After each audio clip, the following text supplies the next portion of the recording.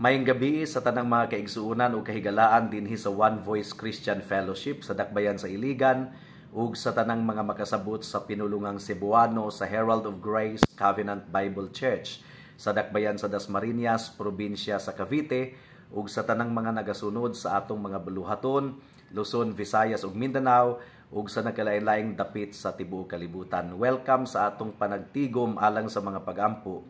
Apan sa dili pa tuguti nga makapamalandong kita sa pulong sa Ginoo sa hamubo nga pamaagi. If you have your Bibles with you, please turn with me to Exodus chapter 35 verse 4 hangtod sa verse 9. Ang giingon dinhi, and then mulaktod usab kita sa verse 20 hangtod sa verse 21. Giingna ni Moses ang tanang katawhan sa Israel, mao kini ang gisugo sa Ginoo. Kinahanglang maghalad kamo sa Ginoo. Ang tanan nga buot maghalad, kinahanglang maghalad og bulawan, plata, bronze, dilana nga asul, tapul ug pula, pino nga lino, panapton nga hinimo gikan sa balhibo sa kanding, panit sa laking karniro, panit sa kanding, kahoy nga akasya, lana alang sa mga lamparahan, mga pahumot alang sa lana nga igdidihog, ug alang sa humot nga insenso, bato nga kornalina ug ubang mahalong bato nga ipatapot sa ephod ug sa tabon sa dughan sa pangulong pari. And then verse 20 and 21, unya mibiya kang Moses ang tanang mga Israelita, ang tanan nga nadasig sa paghalad naghalad ngadto sa Ginoo aron gamiton paghimo sa tulda nga tagbuanan. Gihalad nila ang tanang mga butang nga gikinahanglan alang sa mga serbisyo ug alang sa paghimo sa sagradong biste. May the Lord bless the short meditation of His Word at this moment. So sa chapter 35, ang focus mga kaigsuunan mao ang pagtukod sa tabernakulo dito sa wilderness. Ang tabernakulo mao kadto ang place of meeting, ang place of worship nga ang nasod sa Israel musimba sa buhi nga Dios. Apan sa wala pa kini mahitabo, nakasala ang Israel batok sa Dios ug dako kayong sala gumikan kay ilang gisimba ang bulawan nga baka nga ilang gihulma. Gihukman sila sa Ginoo apan gi-restore sila sa Ginoo into the covenantal fellowship with Him. Ug karon oras na aron itukod ang tabernakulo, and this involved the entire congregation. Walay exempted. Ug ilang giandam ang ilang kaugalingon alang niini nga dako kaayo nga buluhaton.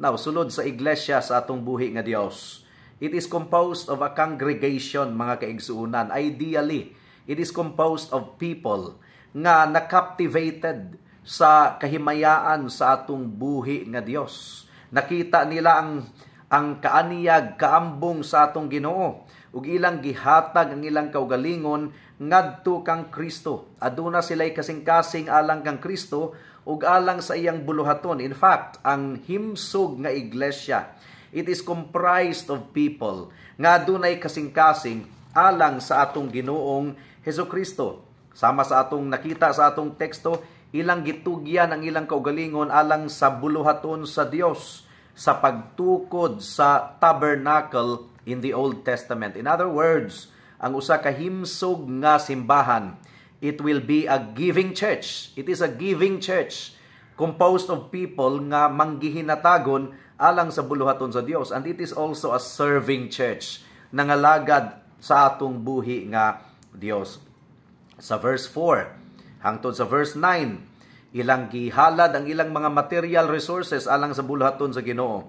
Ang giingon diri giingna ni Moses ang tanang katawhan sa Israel, mao kini ang gisugo sa Ginoo. Kinahanglang maghatag kamo sa Ginoo. Ang tanan nga buot maghalad, kinahanglang maghalad og bulawan, plata, bronze. And until verse 9, gi-enumerate ang uban pa nga mga halad nga gikinahanglan sa pagpatukod sa tabernakulo.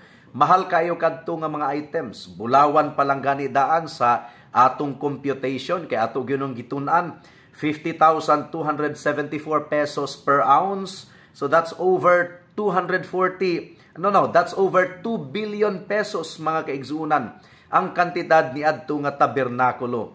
Doon na pa'y 4.5 tons of silver, bronze, ug uban pa.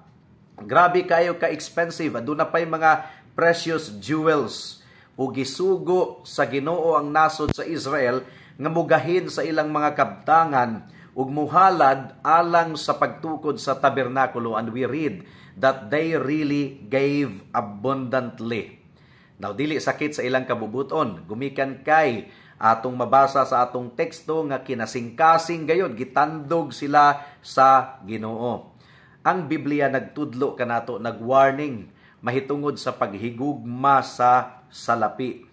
Ang atong pagtan-aw sa kwarta naga-reflect gayod kini sa kondisyon sa atong kasing-kasing.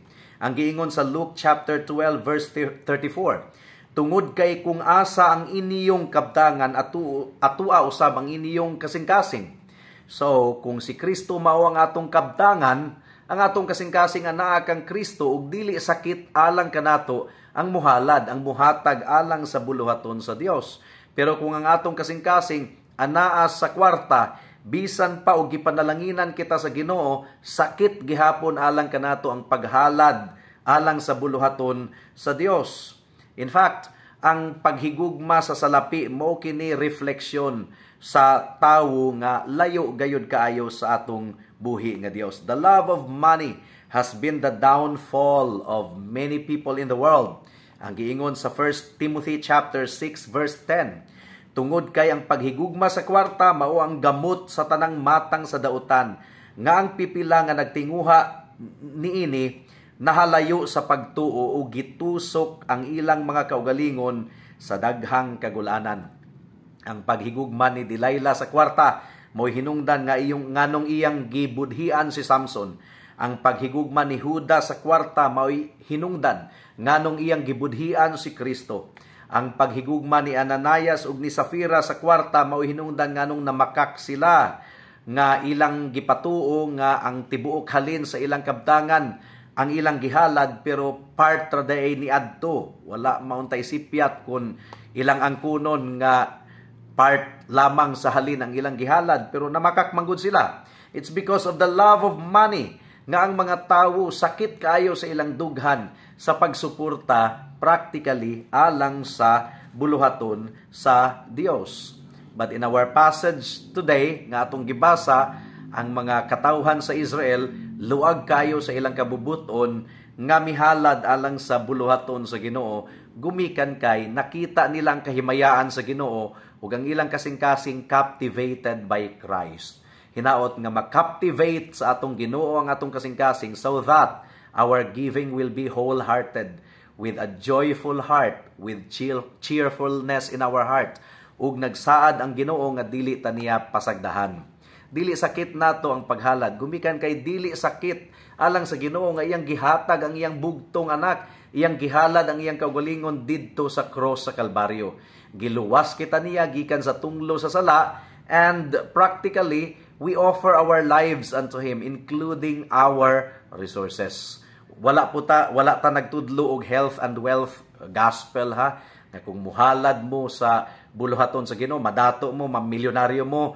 No, there is no such teaching in the Bible. Gitudlo kana sa mga health and wealth preachers, but that's not what is being taught in the Bible. But the Bible teaches nga ang naghatag og daghan makadawat usab og daghan so long as the giving is cheerful, out of love sa atong Dios ug manluluwas. And the Lord has promised that He will never leave us nor forsake us. Magampo kita. Salamat o Dios sa practical nga message nga imong gihatag kanamo niining taknaa. Among gipangayo nga imong ipakita kanamo ang kahimayaan ni Kristo, so that when we give, it is not painful for us because we are captivated by your glory, because out of gratitude, because of your saving grace, amo kining buhaton.